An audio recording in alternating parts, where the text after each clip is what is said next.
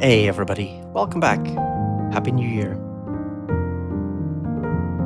Today I'm going to look at a few different examples of Fugue Machine Rubato doing different things to show you why I have absolutely fallen in love with this app belatedly. So this was not even in my 2025 best apps list because I didn't include apps that I hadn't learned properly, and I still had not dived into this at all practically. I mean, only on a very superficial level at that time. The last 2 weeks I've spent an absolutely huge amount of time really going into this and learning it in detail, which is a huge job. I've got, it's like 2 or 3 hours already of video on my Patreon walkthroughs, spoken walkthroughs over there. So I'll put a link below, and if you go over there, you can get access to those while supporting my work. Thank you so much to all the patrons. But even if you don't want to do that, I think this video will show you a lot of what's possible with this app, as well as give you some basic orientation around the app. So, the basic idea of the original Fugue Machine app that came out, I don't know, I think more than 10 years ago or something, was you have different playheads. That one had up to 4 playheads. This one has up to 8.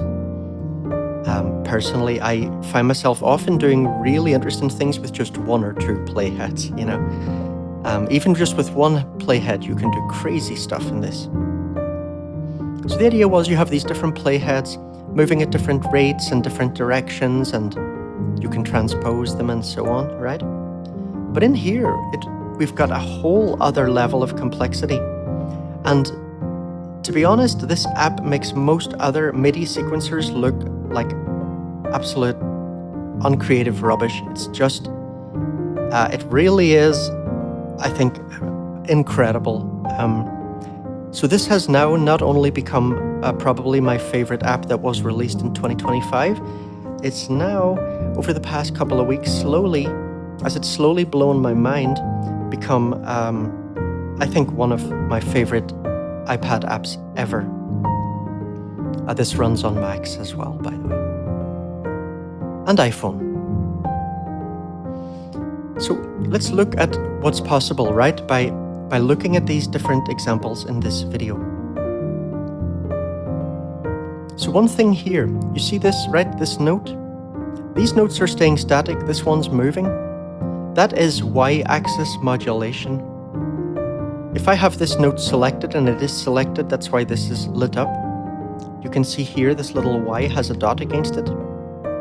If I tap on that, it opens the modulation window for this, or the automation window. And here I can draw in curves and stuff. So basically I've just drawn in 1 step here. Every time it passes this step, it's being pitched up 2 intervals. Now, one criticism I have of this app is the contrast is very low. Like, it's really hard for me to read that number, even at pretty high brightnesses. Also, this section here is just a bit small. I really wish there was a larger, I wish you could see this whole thing. But I have got used to it over time, and I tolerate it happily enough at this point because the app is actually so brilliant. Another thing going on here, look at the way the playheads are moving.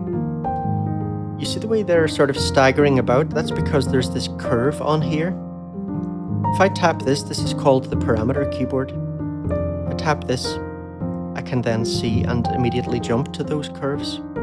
Or I can just drag here to change the curve. So there are all kinds of different curves, and you can just turn the curve off, and it'll just move in a more normal way. This I think there must be a curve on the main output or something as well, or just on the yellow one. Yeah. Oh no, here we go. On the red. So there, now no curving, right?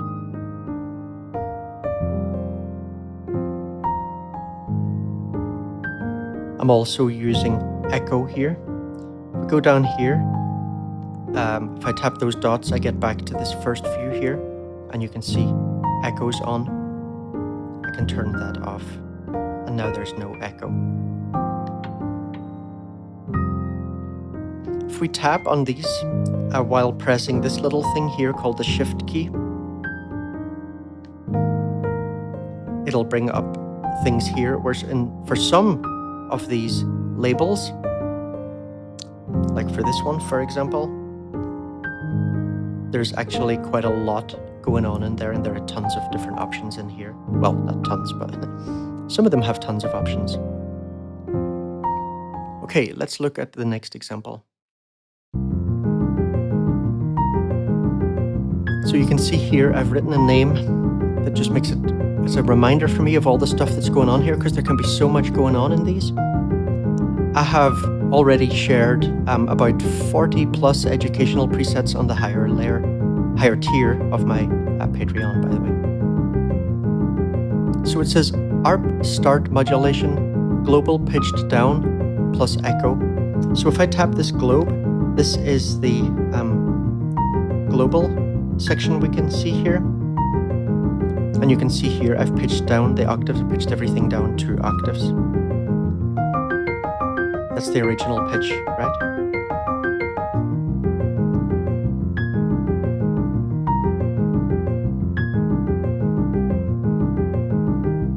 Now,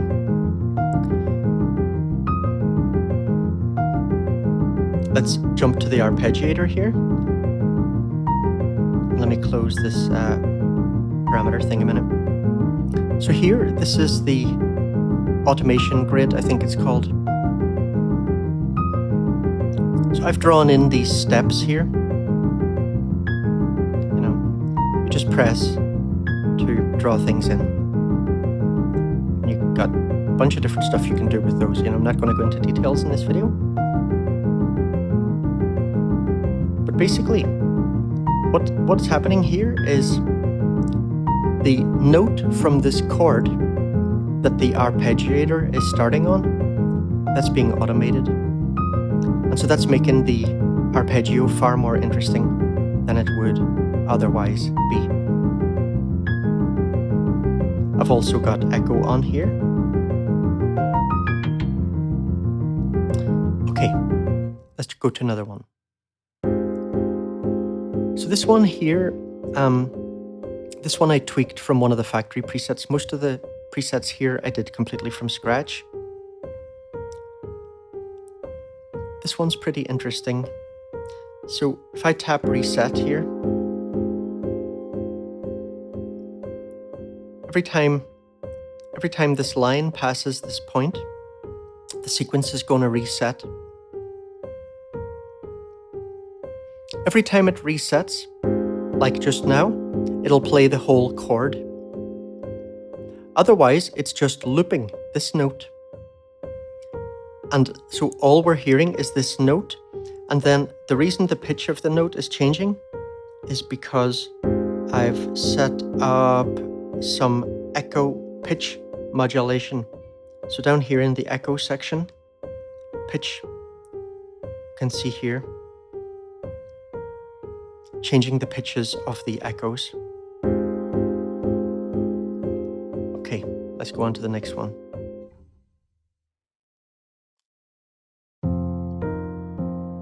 So here this says global time, direction, automation, forward, freeze, reverse.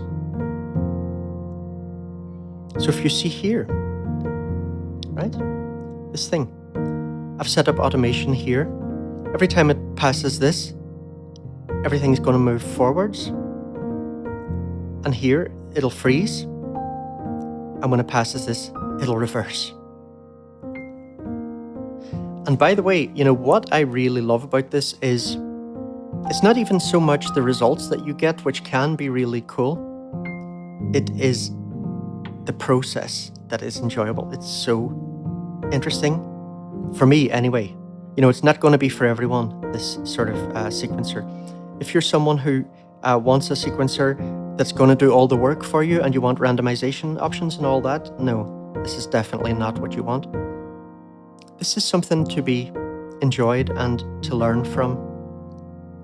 I feel like I could spend months playing with this for hours every day and just learning so much and discovering so much. It's really amazing. Okay, I like this one.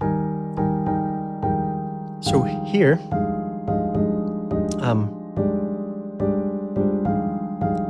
I basically just got a chord playing, and what I've automated here, if I press play, the automation's starting. What I'm automating here is a thing called pitch spread. This is really interesting. So there are different ways that it can spread the notes out. Here I'm using the option called scale. There are other options here like plus and minus and multiply and divide and multiply, and they all do different things. There's some really interesting controls here that also affect what kind of sound you're going to get from this. But again, just remember, all of this is just coming from static chords.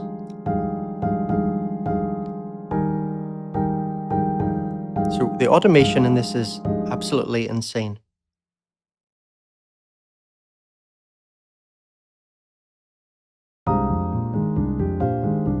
So this one here, I put up a YouTube short a few days ago using this. And I mentioned in that it kind of gave me a little bit of a Stereolab dots and loops vibe. Maybe you don't feel that so much hearing it here through a felt piano sound, but if I use the Rhodes on it, it really gives me that vibe. I love that album, by the way, one of my favorite ever albums. So here we've got more of that arpeggio starting note modulation. And we've also got an echo going on. And then here I'm using this other really interesting module down here called the pitch blend module. And this is absolutely wild. And it has various modes. And basically these will create harmonies, let's say, by doing different mathematical operations, really, on or not so much, I don't know, but basically it's based on the notes that you've got here. This mode is last, high,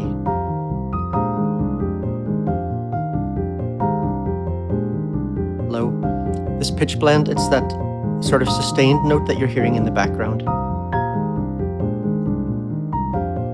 So you can see in this one I've got two heads going, but you can see that a lot of the ones so far I've just had one head going, and as I said, you can already do really incredible stuff with that.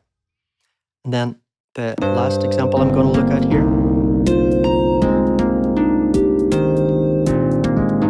This one here is using drum tricks. Turn this down a little bit.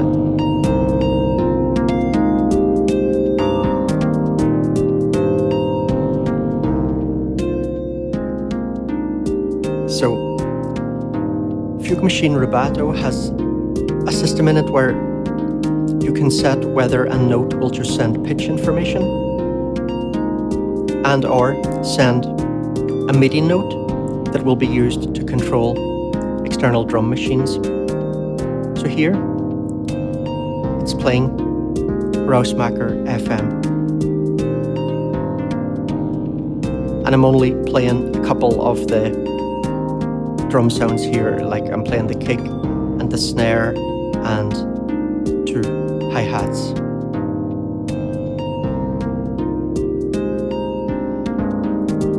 Absolutely insane app.